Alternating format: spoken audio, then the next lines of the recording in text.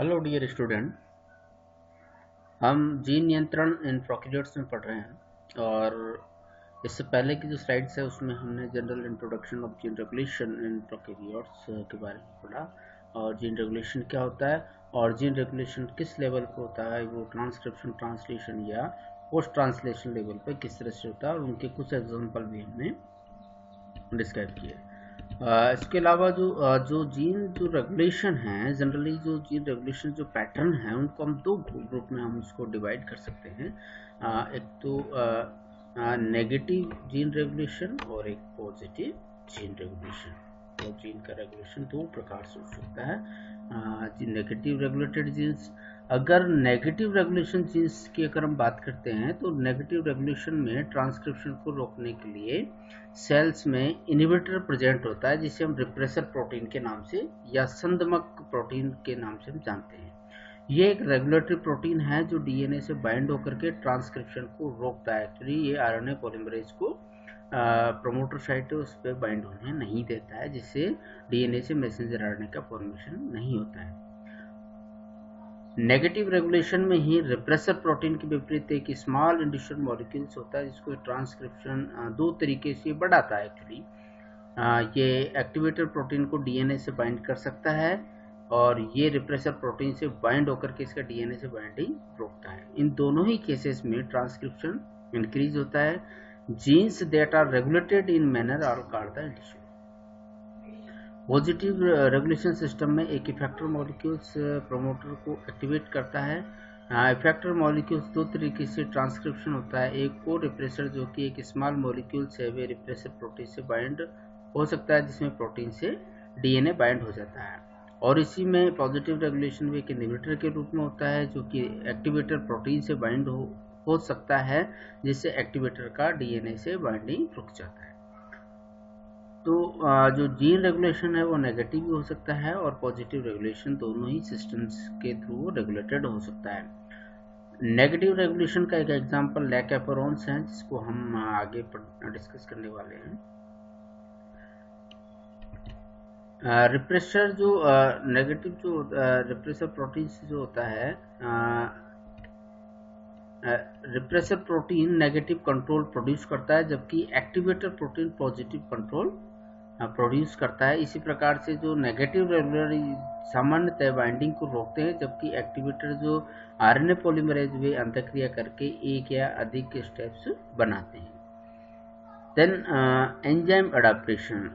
Enzyme adaptation एक mechanism है जो सभी ऑर्गेनिज्म अपनाते हैं और इसका जो अध्ययन है एक्चुअली इसमें जेकब और मोनार्ड ने इकोलाई में अध्ययन इसका किया। और इसमें सिंपल ये है कि अननेसेसरी एनर्जी को वेस्ट नहीं करते हैं कोई भी जीव है।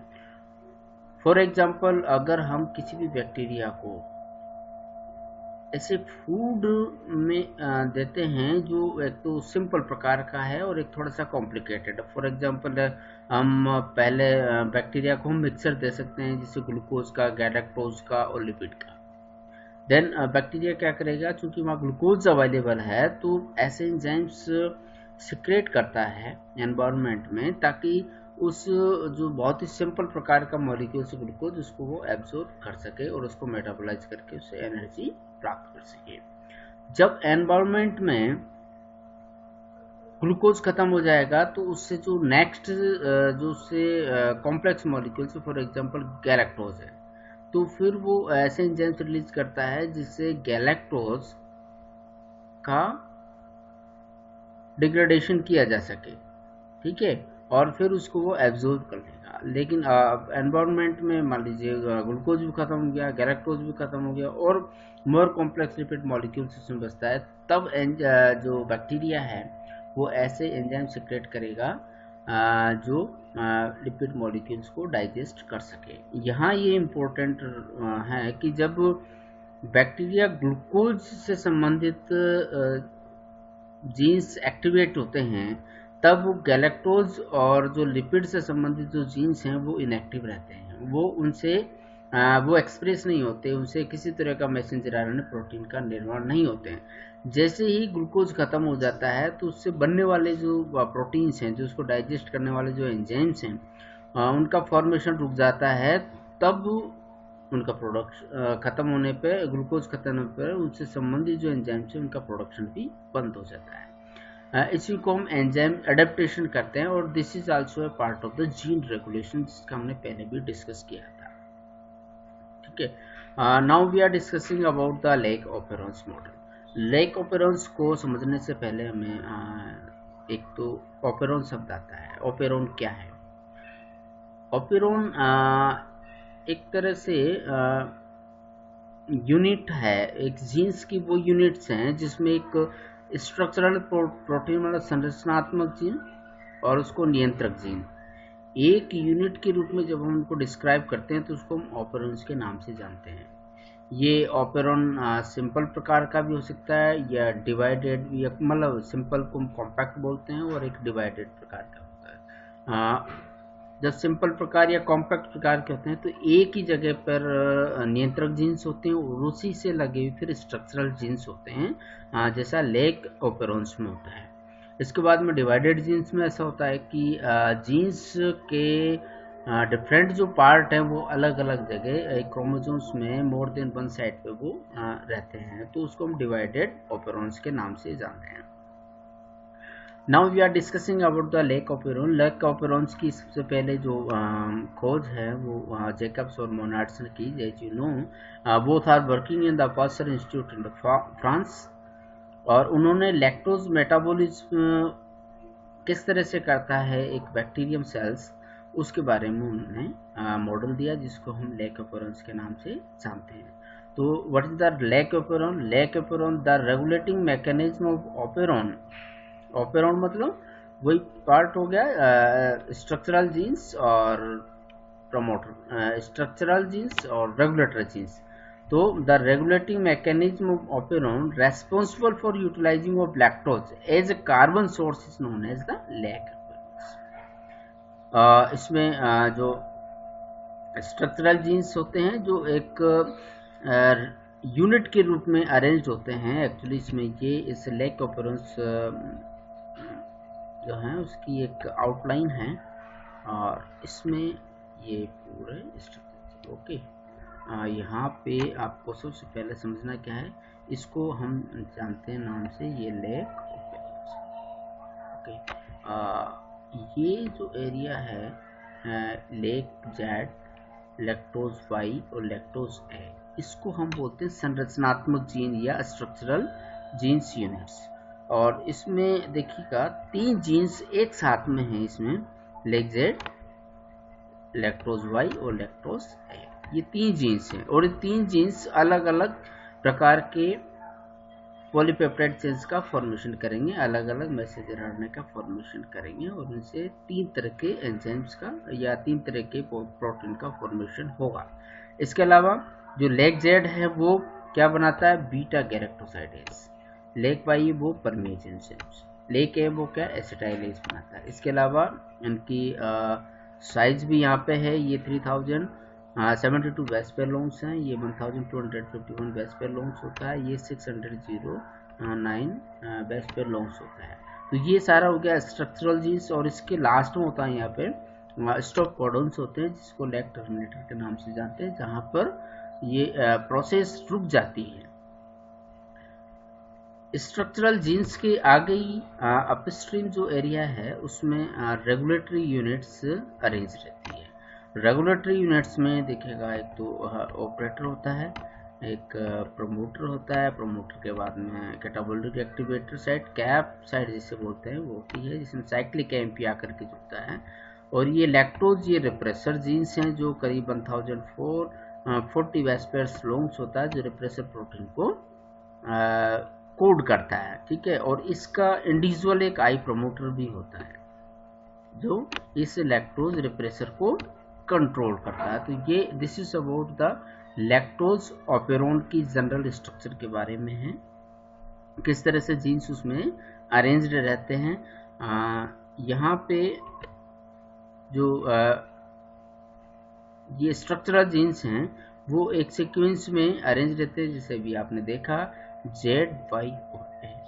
जेड क्या कोड करता है? जेड कोड करता है बीटा गैलेक्टोसाइडेज। ये क्या करता है? बीटा गैलेक्टोसाइडेज क्या करता है? जो लैक्टोज है ना, और लैक्टोज के समान जो शुगर है उनको तोड़ने का काम करता है। इसको तोड़ने के साथ में ये लैक्टोज के साथ में कुछ स्मॉल अमाउंट एलोलैक्टोज के रूप में भी ये कन्वर्ट करता है। लैक्टोज का कुछ पार्ट ये एलोलैक्टोज के रूप में कन्वर्ट करता है। इसका बहुत इंपॉर्टेंट रोल है और ये एक तरह से इफेक्टर मॉलिक्यूल्स के रूप में काम करता है, मतलब ट्रांसक्रिप्शन को बढ़ाता है। किस तरह से काम आता है उसको हम डिस्कस नेक्स्ट उसमें करेंगे। देन उसके बाद में जो लैक्टोज परमिएज एंजाइम्स हैं जो लैक वाई रीजन्स के द्वारा ट्रांसक्राइब होता है, ये क्या है? मेम्ब्रेन बाउंड प्रोटीन होता है जो एक्टिव ट्रांसपोर्ट ऑफ लैक्टोज के लिए बहुत ही ज़रूरी होता है। मतलब cytoplasm, with in the cytoplasm bacteria में किस तरह से लैक्टोज मॉलिक्यूल्स का एक दूसरी जगह के ट्रांसफर किया जाता है, उसमें इम्पोर्टेंट रोल अदा करता है। तीसरा जो स्ट्रक्चरल जीन्स है वो है ट्रांस एसिटाइलेज, जिसको लेक ए रीजन्स इसको ट्रांसक्राइब करता है। It can covalently modified lactose और एनालॉग्स, मतलब लैक्टोज और उसके कोवलेंटली उसके बॉन्ड्स उनमें मॉडिफिकेशन करता है, लेकिन इसके जो एग्जैक्ट जो फंक्शन है उसके बारे में ज़्यादा जानकारी नहीं है। Now we are discussing about the operator. ये ऊपर हो गया आपके स्ट्रक्चरल जीन्स के बारे में। दूसरा है ऑपरेटर रीजन। ये देखेंगे यहाँ पे ये ऑपरेटर रीजन, ये ऑपरेटर रीजन जो 35 बेस पेयर लॉन्ग्स रीजन्स होता है। The operator is a sequence of nucleotide that provide a binding site for a repressor protein। ये ध्यान रखना है इसमें, ये यहाँ पर आकर के संदमक जीन्स आकर के जुड़ता है। कहाँ पर? ऑपरेटर इस पे। और कैप बाइंडिंग क्या है? Cap site is catabolic activator protein है जिसमें साइक्लिक एमपी आकर के जुड़ता है और जो एक्टिवेटर प्रोटीन के रूप में भी काम करता है। अब इसके बारे में एक लेक आई रीजन्स भी है। ये लेक आई रीजन्स हैं। ये encode the lac repressor proteins को ये कोड करता है, जो लेक रिप्रेसर प्रोटीन्स ये ऑपरेटर पा करके आगे जुड़ेगा। Now we are discussing about जो मेन एक जो पॉइंट्स है उसके बारे में हम डिस्कस कर लेते हैं। इसमें संरचनात्मक जीन्स जैसे कि ये लेक जेड और वाई एक साथ होते हैं, तो ये more than one genes are transcribing simultaneously, मतलब एक साथ में एक से ज़्यादा जीन्स का से मैसेंजर आरएनए बनने की जो प्रोसेस है उसको हम बोलते हैं पॉलीसिस्टोनिक मैसेंजर आरएनए फॉर्मेशन। ठीक है, ये बाद में जाकर के फिर इससे अलग अलग प्रकार के प्रोटीन का निर्माण हो जाता है। और ऑपरेटर जीन या प्रचालक जीन्स की हम बात करते हैं तो ये 28 बेस पेयर्स लॉन्ग्स होता है और ये Z के समीप होता है। ऑपरेटर रीजन्स में बेस पेयर्स के पैलिंड्रोम होते हैं, मतलब एक दूसरे की दो फोल्ड सिमेट्रिकल होते हैं, इसको पैलिंड्रोम सीक्वेंस कहते हैं। ऑपरेटर जीन प्रोमोटर जीन को ओवरलैप किए रहते हैं और लेक रिप्रेसर प्रोटीन जो कि एक टेट्रामर होता है, लेक ऑपरेटर से बाइंड होकर के ऑपरेटर जीन का डीएनए से डाइजेशन को बचाता है। डीएनए एक एंजाइम्स हैं जो डीएनए को तोड़ने के लिए रेस्पॉन्सिबल होता है, वो हमेशा प्रेजेंट रहता है, लेकिन कुछ ऐसे मैकेनिज्म ताकि डीएनए को बचाया जा सके। तो उसमें से एक मैकेनिज्म है कि इसमें ये रिप्रेसर प्रोटीन जब काम में नहीं आता है वो तो उसमें आकर के जुड़ जाता है ताकि डीएनए के जो को किस तरह कोई नुकसान नहीं हो। एक ऑपरेटर और रिप्रेसर कॉम्प्लेक्स बनाता है जब ऑपरेटर से रिप्रेसर प्रोटीन तो डीएनए पॉलीमरेज को ट्रांसक्रिप्शन पहले से रिलीज कर देता है, जिससे ZYA का ट्रांसक्रिप्शन नहीं होता है। अभी रिसेंट ईयर में इनकी डिटेल्ड स्टडी करने के बाद में हमें पाया गया कि जैसे इसमें एक नहीं होकर के इसमें 3 ऑपरेटर साइट होती है लैक्टोज ऑपरेन में, O1, O2 और O3। ठीक है, O1 की जो एरिया है ये प्रमोटर, ये देखिए इस सीक्वेंस बहुत इंपॉर्टेंट है। यहाँ पर O3 होगा, उसके बाद में प्रमोटर होगा, फिर उसके बाद में O1 और ये O2 और बीच में है स्ट्रक्चरल जीन लेग चेन। तो ये सीक्वेंस है और ये 3 डेज से 5 डेज से 3 डेज की डायरेक्शन में है, ठीक है। और उन्होंने जो एक्चुअली जैसे जैसे डिटेल्ड स्टडी बढ़ती जाती है वैसे वैसे हमारी इंफॉर्मेशन भी बढ़ती जाती है। मुलर और हेरोन के जो साइंटिस्ट साथी है उन्होंने 3 लेक रिप्रेसर को वेल स्टैब्लिश्ड किया तथा बताया कि लेक रिप्रेसर जो प्रोटीन होता है ये इंपॉर्टेंट है। लेक रिप्रेसर प्रोटीन या तो O1 O2 से या O1 और O3 से बाइंड हो सकता है। O1 ये देखो डायग्राम में, या तो O1 या O2 से बाइंड हो सकता है या O1 या O3 से बाइंड हो सकता है रिप्रेसर प्रोटीन, लेकिन कभी भी O2 से O3 से ये बाइंड नहीं होगा। इसके लिए कुछ कारण है, क्योंकि बीच में यहाँ पर ये स्ट्रक्चरल जीन्स इसमें आ जाते हैं। तो ये लेक रिप्रेसर प्रोटीन्स हैं और ये एक टेट्रामर होता है जो इस तरह से इसमें आकर के जुड़ता है। जब ये जुड़ जाता है ऑपरेटर से रिप्रेसर प्रोटीन, तब उस डीएनए से मैसेंजर आरएनए का फॉर्मेशन रुक जाता है, ठीक है। तो जो रिप्रेसर प्रोटीन है वो क्या होते हैं, एक टेट्रामर ऑफ 4 समान सब यूनिट से मिलकर के बना होता है और एक डाइमर होता है। एक तो यहाँ पर ये देखो ये इस तरह से ये this is structure of A repressor protein. ये क्या है, टेट्रामर है। टेट्रामर के साथ में डाइमर है, तो इसी के साथ में एक और यूनिट्स आप इसमें, ठीक है। तो ये एक रिप्रेसर जो प्रोटीन है उसके हमने एक स्ट्रक्चर यहाँ पे बना दिए। और ये जो डाइमर है तो एक साथ में ये 2 ऑपरेटर से इस तरह से जुड़ता है, या तो O1 O3 से जुड़ता है, तब इसमें ये एक इस तरह की फोल्डिंग होती है, और जब O1 और O3 मिलता है तब इस तरह की इसमें लूपिंग होती है। तो लूप का फॉर्मेशन ये करते हैं। प्रमोटर जीन्स के बारे में we will discuss in next video.